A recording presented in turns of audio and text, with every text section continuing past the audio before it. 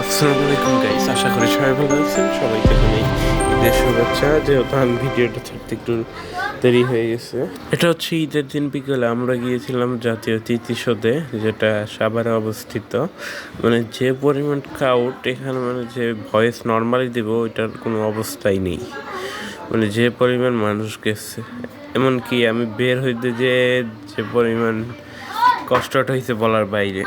আরেকটা বিষয় যে স্মৃতিসৌধের এত কাছে কখনো যাওয়া যায় না, মানে নর্মালি টাইমে গেলে এত ভিতরে আর কি যাওয়া যায় না। ওখানে একটা বেষ্টনীর মতো থাকে।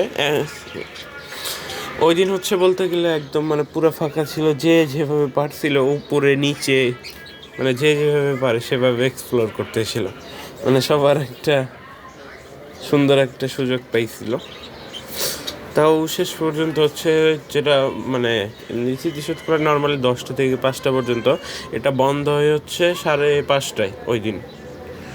তাও আমরা ভালো টাইমেই গেছিলাম, তাও আমরা থাকতে পারছি আধা ঘন্টা 1 ঘন্টা এরকম ছিলাম, কিন্তু পুরোটা এক্সপ্লোর করার জন্য টাইমটা আমরা পাইনি। মানুষজন ছিল, প্রেশার ছিল একটু, এই জন্য ঈদের দিন তো এখন একটু প্রেশার থাকবেই। ঈদ ছাড়া নর্মালি ডেতে গেলে এরকম ভিড় থাকে না। এইদিকে এখানে ছিল হচ্ছে কিছু, আমি এটা অ্যাড করে রাখছি ভিডিওতে, মানে বিভিন্ন দেশের প্রেসিডেন্ট প্রধানমন্ত্রীরা যখন আসছো বাংলাদেশে, তখন হচ্ছে মানে বিভিন্ন গাছ লাগাইছিল স্মৃতিসৌধে। ওই গাছগুলো এখনও আছে। কার কোন কে কোন গাছ লাগাইছিল প্রত্যেকটার সামনে গাছের নাম সহ, যে দেশের প্রেসিডেন্ট বা সরকার তার নাম সহ দেয়া আছে।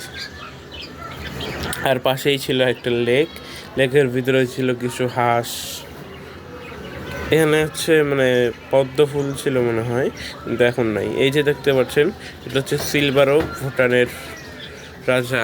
মানে এখানে প্রত্যেকটা গাছকে লাগাইছিল। ফুল ফুটেজ আমি নিয়ে টাইমটা পাই নাই, তবে যতটুকু পেরেছি আমি কাভার করেছি ফুটেজ।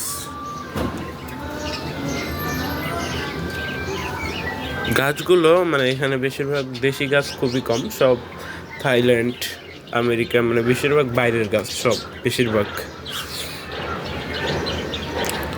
আর গাছের উপরে ছিল কিছু বাদুর, কিন্তু ওই ফুটেজটা নিতে পারিনি, তখন অন্ধকার হয়ে গেছিলো, এই জন্য ফুটেজটা আসে নাই ক্যামেরাতে ক্লিয়ার।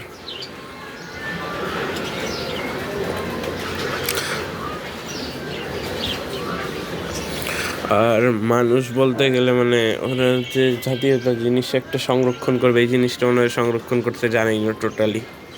মানে আমাদের নিজেদের সম্পদ, এটা আমাদের সংরক্ষণ করার দরকার, কিন্তু যে যে পারতেছে যে এখানে ময়লা ফেলাচ্ছে।